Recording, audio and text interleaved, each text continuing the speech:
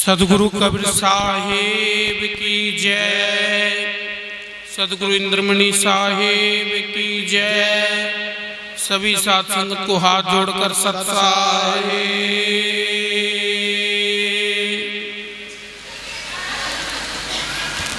देखो भाई, गुरु की दया से आज हम विचार करेंगे जो गुरु शिष्य में भाव जो होता है, गुरु शिष्य में दृढ़ता जो होती है,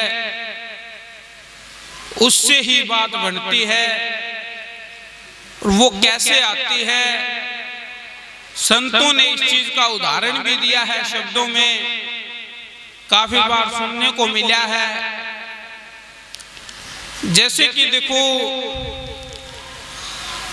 अभी कल होली का त्योहार है। वैसे तो देखो आप सबको पता है होली का त्योहार क्यों मनाया जाता है। सब इस त्योहार को मनाते हैं, काफी लोगों को पता है और लगभग पता भी है, लेकिन विचार करना जरूरी है। हर कोई भी त्योहार हो या कुछ भी चीज हो, उसके पीछे कारण जरूर रहता है और काफी बार कारण भी पता है और उस कारण से हमें सीख लेनी चाहिए।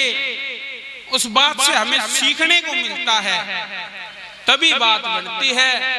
वरना ऐसे कोई लेसन पढ़ लिया, ऐसे कोई पाठ पढ़ लिया, वैसे ही याद कर लिया, तो उसका कोई मोल नहीं है। देखो, ऐसे तो कोई त्योहार मनाए भी तो उसका क्या फायदा है। अगर उस बात को अगर हम अपने हृदय में उतारें, उस बात को हम समझें ये किस लिए बनाया गया है, तभी वो असली त्योहार होता है, वरना असली त्योहार नहीं है। फिर तो ये जो सांसारिक चकाचौंध है, सांसारिक मनोरंजन है, मौज मस्ती है, सिर्फ इसी के लिए ही आदमी त्योहार मनाता है। और आज संसार में देखा जाए तो सिर्फ मनोरंजन के अलावा इस मन के पास कुछ नहीं है। इस जीव को क्या समझना चाहिए, इस जीव को क्या काम आएगा, क्या बात समझ में आएगी जिससे इस जीव का उद्धार हो सकता है, ये जीव जो है समझ सकता है, वो क्या बात है। तो इसमें जैसे कि बताया है कि बिगड़ी न कौन सुधारे, गुरु थारे बिना बिगड़ी न कौन सुधारे।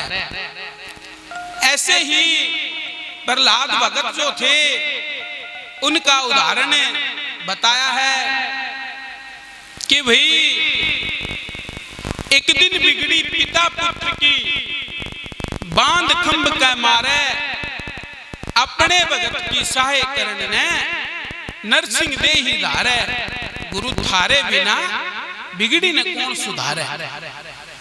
तो देखो, ये हमें पता भी है, स्कूल में भी पढ़ा होगा, या फिर हमने ये नाटक स्टोरी या कहीं ना कहीं सुना है, देखा है, लेकिन विचार जब करते हैं तो बहुत गहरी बात है, बहुत ही गहरी बात समझने को मिलती है। देखो, एक साखी है, ये जरूरी नहीं है कि इंसान कहाँ पैदा होता है, कैसी परवरिश लेता है, ये कर्म संस्कार की बात है। जिसका जो कर्म संस्कार होता है वो वही जुड़ जाता है। कहते हैं भला के बुरे हो जाते हैं, बदल जाते हैं वंश, अगर सैन का कंस हुआ हिरणा कुछ के पहला हुआ, अगर सैन के कंस। तो देखो, ये कोई जरूरी नहीं है कि आदमी क्या शिक्षा किस घर में लिए है, लेकिन क्योंकि जन्म के बाद इंसान क्या समझता है, अपनी बुद्धि विवेक विचार लगाता है, उससे ही इंसान का जो व्यक्तित्व है वो निखरता है। उससे ये जो मानुष चोला है ये कामयाब होता है। ऐसे ही जो प्रहलाद भगत थे वो भक्ति में लगे, लेकिन जो उसके पिताजी थे उन्होंने ऐसी सिद्धि हासिल की कि भाई वो कभी ना वो दिन में मरेगा, ना कभी रात में, ना इंसान से ना जानवर से। जब ऐसी सिद्धि हासिल कर ली तो उसको घमंड आ गया। वो अपने आप को भगवान से कम नहीं समझता था, अपने आप को मालिक से कम नहीं समझा उसने। जब प्रहलाद मालिक की भक्ति की, लेकिन उसने उसको रोका। उसने कहा कि तू किसी और की भक्ति क्यों करता है? मेरे से बड़ा भगवान नहीं है, मेरी मृत्यु नहीं होगी, मैं अमर हूं, मेरी ही भक्ति कर।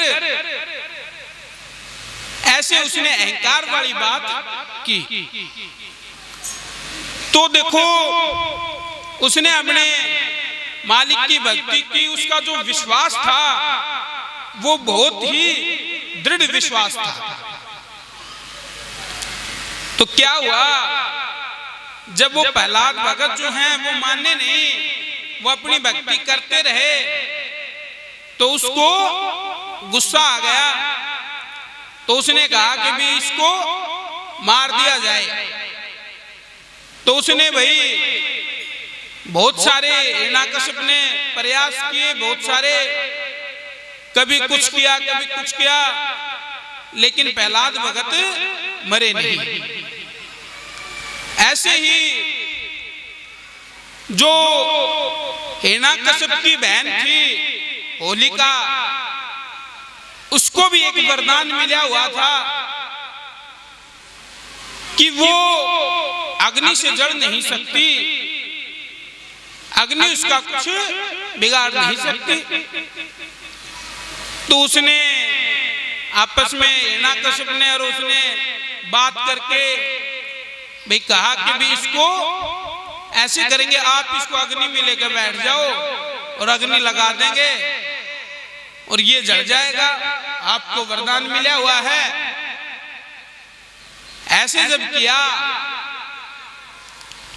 तो देखो गुरु की कृपा ऐसी हुई, उसका जो विश्वास था, विश्वास उसका जीत्या। जो होलिका थी वो तो उस आग में खत्म हो गई, और प्रहलाद भगत थे वो उस आग से बच गए। आज भी लोग त्योहार मनाते हैं, होलिका दहन बोलते हैं, सिर्फ एक प्रथा बना दी गई है। लेकिन उस बात को याद करें, उस बात से कुछ सीखने को मिलता है, तब बात बनती है। ऐसे सिर्फ एक प्रथा बना देने से और उस बात को अपने दिल में ना रखने से फायदा नहीं होगा। उस बात को समझने से, गुरु पे विश्वास करने से ही बात बनेगी, वरना बात बन नहीं सकती। ऐसे ही ये जो है होली का त्योहार इसीलिए मनाया जाता है कि जो अच्छाई की जीत हुई बुराई पे।